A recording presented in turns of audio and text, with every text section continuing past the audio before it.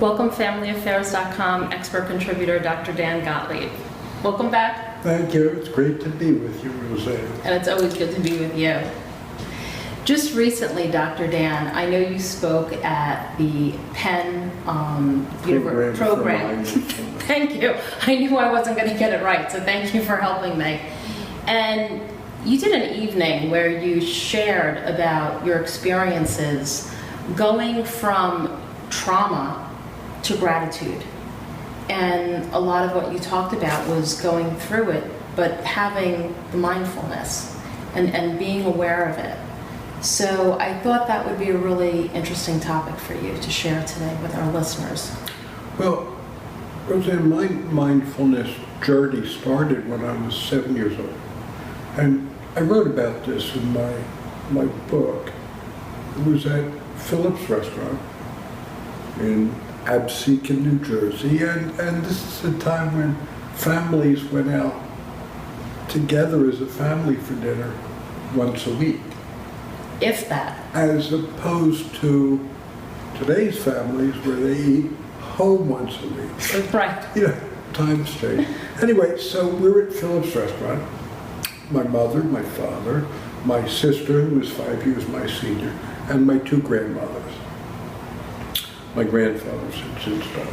So I'm sitting at the table with them, and a big discussion ensues. It was very intense about what fish to order. This fish might have bones, that fish might be too fishy. I just want to stop for 1 minute because for those of our viewers who are not local to the New Jersey area or this area of the world, they may not know what that Phillips restaurant is. A seafood restaurant. It's a seafood, but it's different from the chain. Okay. This was a standalone restaurant. Now we're talking 1953. Okay. All right, before chains. Okay. So they're arguing about fish. Fishy fish. I don't understand fishy fish. I don't. 7 years old. It's fish. That's what a fish is fishy. Anyway, so I wandered away to the lobby where they had a parrot. And I hung out with the parrot. And I looked over at them, and my sister being 12 and getting into womanhood, enters the argument about fish. I'm watching these people with this intense discussion about fish, and I thought, for the first time, I thought, I'm different than they are. That was my first experience with being an observer. And in that moment, I observed my family, I observed my experience, and I made a dispassionate observation. I'm different today. That I consider my first awakening. Of course, I went back to sleep. I was a little kid, you know? Right. But there's that little piece of me that always observed, always observed. I ran into trouble in school, academic trouble, elementary school. I started to fail. Middle school, I started to fail more so. And learning disability before we knew what learning disabilities were. So the two possibilities were lazy and stupid, and I knew I wasn't lazy. I mean, I was really trying and wasn't getting it. So that opened the door because I felt so insecure and ashamed. Opened the door to be groomed and molested by my teacher. In elementary school? Middle school, 12 years old.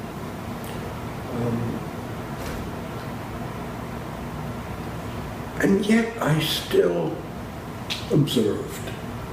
Sure, that was traumatic. And in many ways, the trauma lived inside of me for a very long time. But with each trauma, and they go on, a wife with a malignant melanoma and a year of chemotherapy when the girls were 1 and 2, and a full year of severe depression on her. And, 3 months before my accident, she was diagnosed with MS, and then the accident, and then the divorce, and then my wife died, my sister died, multiple injuries. But with each one, more and more, this quality came out of this observer inside that was there with me, like an old friend. And none of this was conscious until I began the formal practice of mindfulness. And as I honed that observer, not active all the time. Of course I get lost inside my mind and I get lost in my reactive emotions. But as I've developed that and had faith, literally faith, in that dispassionate observer, I've grown to feel safe. Well, I was going to ask you if, before you actually realized, that you were being the observer, did you remember while you were observing, did that give you a sense of peace, a sense of, like you said, feeling safe? Did it give you a certain feeling why you continued to do it? You just did it. No feeling. I wasn't sophisticated enough in my thinking. No feeling of anything. With each one of these, I felt fear and despair, what any of us feels when you're walking down the street and all of a sudden there's no sidewalk. So I felt that, and I was watching myself go through it, but there was no reassurance. But even to have the recollection that you were an observer at such a young age, at 7, I don't think there are many people that would have that recollection, that could hold on to that memory. It had to be something so profound at that age that it must have made you feel something. You're right. And keep in mind, a lot of this is hindsight. And I don't know if I ever would have called it an observer had I not developed a mindfulness practice and become a student. But that's the gift, the bright side of feeling different from everybody else. So talk to me about being a student of mindfulness, about going through these periods of trauma, how we can go through them using the mindfulness in order to go from the trauma to the gratitude that you found. What mindfulness does is, A, it teaches you to observe your life. First, dispassionately, and second, with compassion. So it doesn't teach you to still your mind.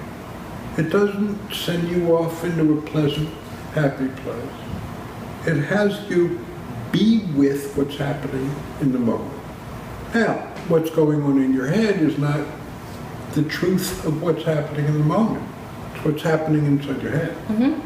The emotions you're feeling are just the emotions. Right, and we've talked about this in other videos that we've done. Right, so what we do with mindfulness is, happened this morning. I felt all this agita. I've got Heartburn. Yeah, it's within an ethnic twist. So, half hour is what I set my timer for. After 15 minutes, I got stuff to do, I'm bored, I'm just ruminating. I dropped down, and what I was feeling was anxiety, discomfort, dis-ease. And that was what was happening in this room. I just sat there and observed it and allowed myself to feel discomfort without being reactive.